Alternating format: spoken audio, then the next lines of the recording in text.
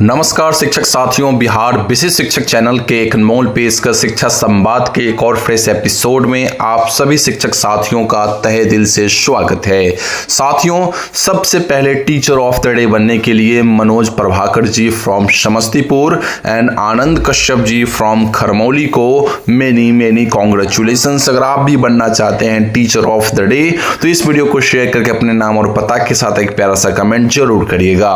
खबरों की सिलसिला स्टार्ट करें तो पहली बड़ी अपडेट साथियों, इंटर मैट्रिक परीक्षा के लिए 12 तक फॉर्म भरे जाएंगे। बिहार बोर्ड ने इंटर और मैट्रिक परीक्षा 2026 के लिए आवेदन की जो अंतिम तिथि है 5 अक्टूबर से बढ़ाकर 12 अक्टूबर कर दी है। जिन विद्यार्थियों ने शुल्क जमा किया है लेकिन फॉर्म नहीं भरा, वे अब इस अवधि में फॉर्म भर सकते हैं। हालांकि शुल्क जमा करने की अंतिम तिथि भी 11 अक्टूबर तक तय की गई है, जबकि छूटने वालों को 12 अक्टूबर को एक दिन का अतिरिक्त अवसर मिलेगा।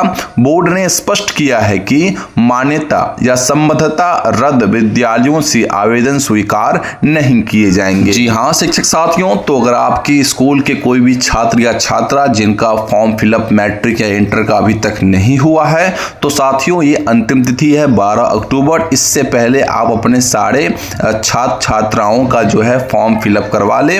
अगर किसी ने शुल्क जमा कर दिया है लेकिन फॉर्म नहीं भरा हो तो वो भी इस अवधि में फॉर्म भर सकते हैं। साथ ही साथ शुल्क जमा करने की जो अंतिम तिथि है 11 अक्टूबर है और छूटने वालों को एक दिन का मात्र अतिरिक्त समय मिलेगा जो कि 12 अक्टूबर है। इसके बाद ये अंतिम मौका है इंटर मैट्रिक परीक्षा के फॉर्म फिलअप करने का। इसके बाद अब कोई नया चांस आपको नहीं दिया जाएगा।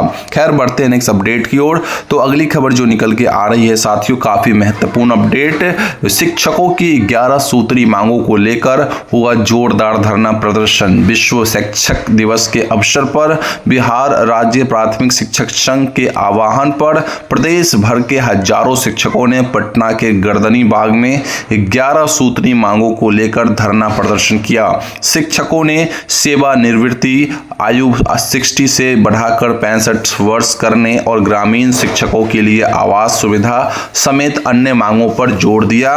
प्रदर्शन की अध्यक्षता संघ के प्रदेश अध्यक्ष जयराम शर्मा ने की, जबकि प्रदेश सचिव दिनेश कुमार सिंह ने संचालन किया।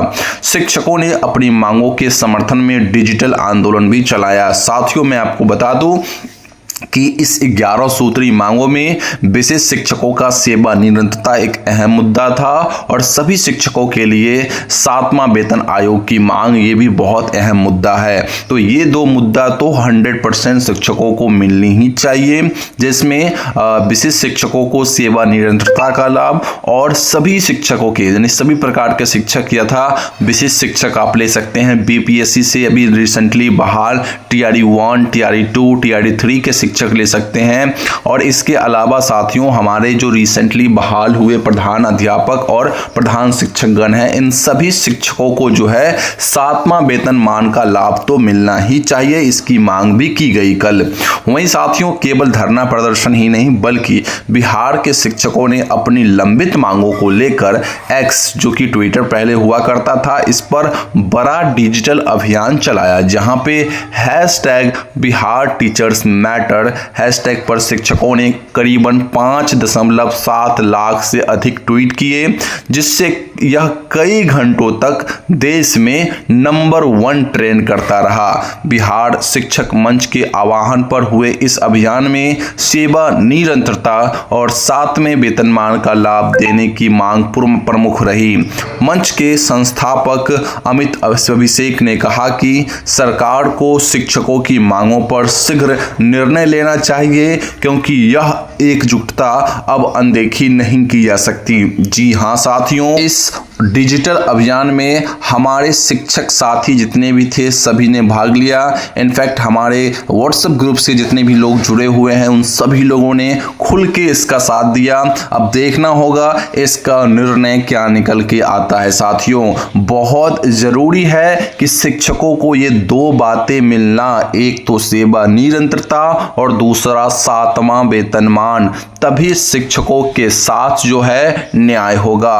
अन्यथा इस अन्याय के साथ ही शिक्षकों को जीना पड़ेगा। साथियों, बढ़ते हैं नेक्स्ट अपडेट की ओर। एक और अहम बात जो मैं आपको बताना चाहूंगा कि सक्षमता पास शिक्षकों को योगदान तिथि से वेतन वृद्धि का लाभ मिलेगा। साथियों, बिहार शिक्षा विभाग ने आदेश जारी कर सक्षमता परीक्षा पास विशिष्ट शिक्षकों को योगदान की तिथि से वेतन संरक्षण लाभ देने का निर्णय लिया है।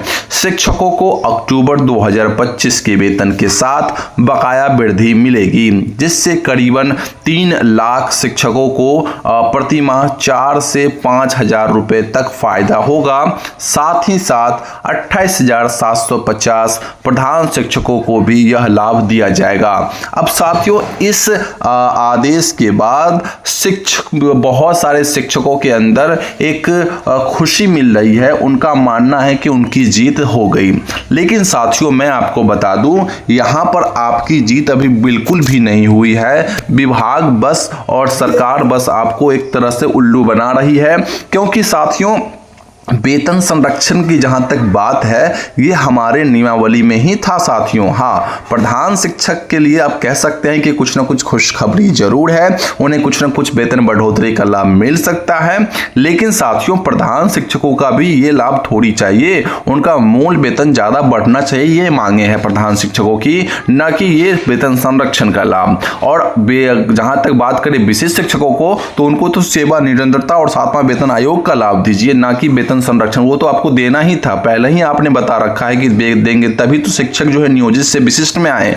वहीं साथियों, अगली खबर की रुख करते हैं तो शिक्षकों की सेवा निरंतरता पर कमेटी की बैठक 10 को है। साथियों, मैं आपको बता दूं कि राज्य में प्राथमिक से लेकर उच्च माध्यमिक स्कूलों में विभिन्न कोटि के शिक्षकों की वरीयता का निर्धारण होना है। शिक्षकों की वरीयता निर्धारण के लिए प्राथमिक शिक्षा निदेशक साहिला की अध्यक्षता में गठित 9 सदस्यीय कमेटी की दूसरी बैठक 10 अक्टूबर को होगी, जहां पहली बैठक 25 सितंबर को थी। यह कमेटी शिक्षकों के नियोजित शिक्षक के रूप में विद्यालय में योगदान की तिथि से सेवा निरंतरता आदि मामले पर भी रिपोर्ट देगी। अब देखना होगा साथियों कि 10 अक्टूबर को जो कमेटी ने डेट दी है, नई तिथि, इसमें भी वो अपना जो है फैसला सुनाती है या फिर इसे टाल देती है। क्योंकि साथियों, आपको पता है कि इससे पहले या 10 अक्टूबर के आसपास जो है आचार संहिता लग सकता है, और फिर उसके बाद तो कुछ कहना चुनाव भर मुश्किल ही है। फिर चुनाव के बाद ही कोई मुद्दा उठेगा तो उठेगा, क्योंकि साथियों सरकार ने बहुत अच्छा चाल खेली, बहुत अच्छा दिमाग लगाई, एक कमेटी गठित कर दी, जिससे क्या हुआ कि शिक्षक जो है अपनी मांगों को वहीं पर रोक दिए, जो कि बहुत जोरों शोरों से ये उठा था ये मामला, सेवा निरंतरता का लाभ और 7वां वेतन आयोग का लाभ। लेकिन हालांकि शिक्षक कल जो है सक्रिय रहे, वो धरना में भी शामिल हुए कुछ न कुछ शिक्षक, और बाकी जो है लगभग 5 लाख से ज्यादा शिक्षक जो है ट्रेंड हुआ हमारे मांग को लेकर। वही नेक्स्ट खबर की रुख करते हैं साथियों, तो बिहार शिक्षा विभाग ने 2,45,000 विशिष्ट शिक्षकों को अक्टूबर 2025 के वेतन के साथ पे प्रोटेक्शन का देने का आदेश जारी तो कर ही दिया है। इसमें एक प्राथमिक स्कूलों के प्रधान शिक्षक भी शामिल है। हालांकि सेवा निरंतरता पर कोई निर्णय नहीं लिया गया है, जिसे 10 अक्टूबर तक देखा जाए विभाग के अकॉर्डिंग। वहीं इस मुद्दे को शिक्षक संघ सबसे अहम मुद्दा मान रहा है। शिक्षक संगठनों ने इसे झुनझुना बताया और सरकार को 7 अक्टूबर तक की मोहलत दी है, यानी कल तक का समय है साथियों विभाग के पास, सरकार के साथ पास, कि वो शिक्षकों के हितों के लिए कुछ न कुछ बड़ा फैसला सुनाए, जिसमें सेवा निरंतरता और खास के 7वां वेतन आयोग का लाभ सभी प्रकार के शिक्षकों को दिया जाए। अन्यथा इसके बाद जो है शिक्षक संघ कुछ अलग जो है कदम उठाएगी। अब देखना होगा कि सरकार क्या सोचती है इस विषय पर, वो कितने सिरे से इस बात को लेती है, या सचमुच शिक्षक संघ की बात को मानते हुए 7 अक्टूबर तक वो कुछ बड़ा घोषणा करती है, या फिर हमेशा की तरह वो सिर्फ और सिर्फ बातों को दबा के आगे निकलना चाहती है। अब देखना होगा, ये 7 अक्टूबर यानी कल तक का मोहलत दिया गया है, इसमें क्या होता है। खैर फिलहाल हम बढ़ेंगे नेक्स्ट अपडेट की, और उससे पहले साथियों मैं आपको बताना चाहूंगा कि शिक्षा विभाग से जुड़ी हुई कोई भी अपडेट्स आपको चाहिए, समय पर चाहिए, तो आपको हमारा व्हाट्सएप चैनल ज्वाइन कर लेना चाहिए, जिसका लिंक वीडियो के डिस्क्रिप्शन बॉक्स में है। आप जाके प्लीज हमारे व्हाट्सएप चैनल को को जरूर ज्वाइन करिए। साथ ही साथ साथियों मैं आपको बता दूं कि आचार संहिता के कारण 1290 शिक्षकों का स्थानांतरण अटका हुआ है। जी हां साथियों, मैं सिर्फ एक जिले की बात करूं जो कि पटना जिला काफी हाईलाइटेड जिला है। इसमें अभी तक शिक्षकों का ट्रांसफर नाम मात्र ही हुआ है, जो कि नहीं के बराबर कह सकते हैं। तो इस जिले में अप्रॉक्सीमेटली 1290 शिक्षकों के स्थानांतरण की प्रक्रिया फिलहाल आचार संहिता लागू होने के कारण अटक गई है। हालांकि अभी तक आचार संहिता लागू हुई नहीं है, लेकिन लागू होने के कगार पर तो है ही, इसी कारण इसको अटक गई है। शिक्षा विभाग के निर्देश पर जिला शिक्षा कार्यालय ने इन शिक्षकों की सूची तैयार की थी। कुल 4000 शिक्षकों ने स्थानांतरण के लिए आवेदन किया था, जिसमें गंभीर बीमारी या दिव्यांगता से ग्रसित लगभग 500 शिक्षकों के नाम प्राथमिकता पर शामिल है। पूरी सूची अनुशंसा के लिए जिला पदाधिकारी को भेजी गई है।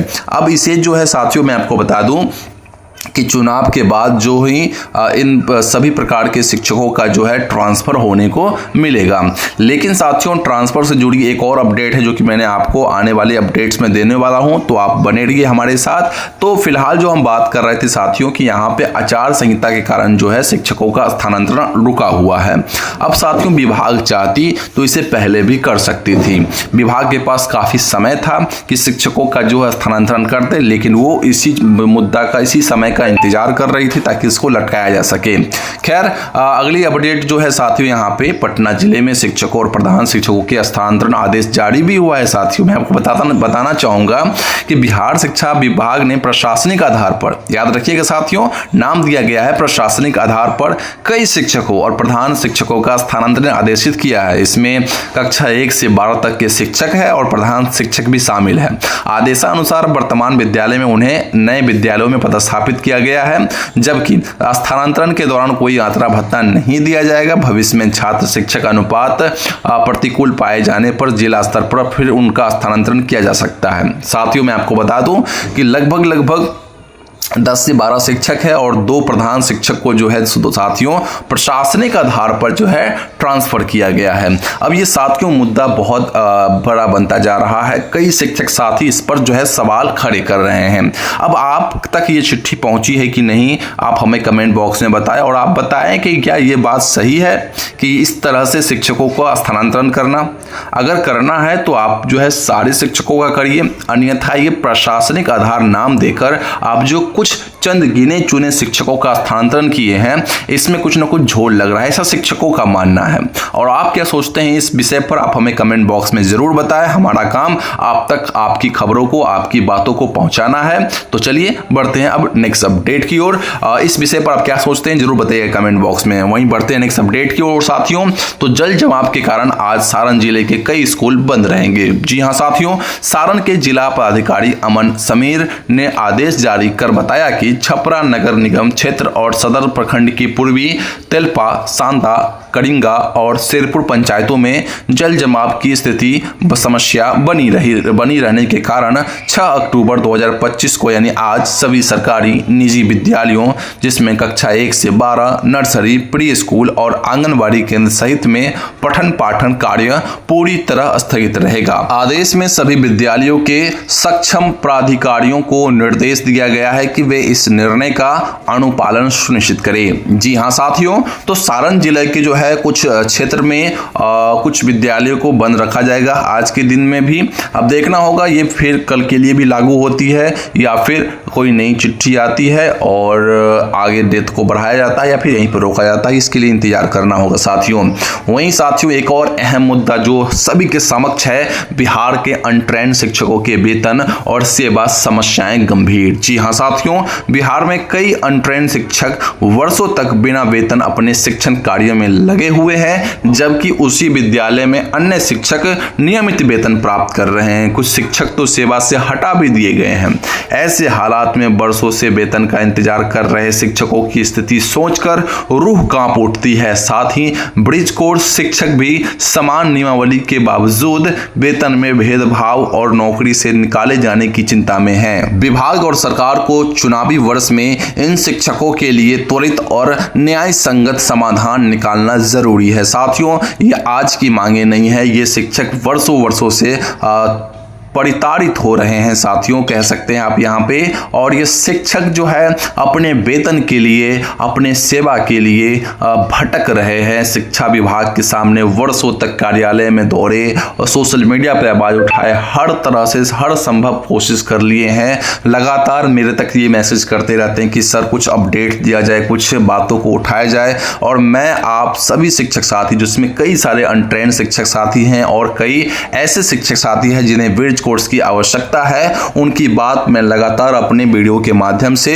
सरकार तक, विभाग तक और सभी बिहार के निवासियों तक पहुंचाते रहता हूं। अब देखना है विभाग कब इस पर निर्णय लेता है। अगर मेरे हाथ में होता तो मैं डेफिनेटली तौर पर आप सभी शिक्षकों की समस्या को समाधान निकाल देता इस चुनाव से पहले ही। लेकिन ये अब ये जो है सरकार के हाथ में, विभाग के हाथ में है।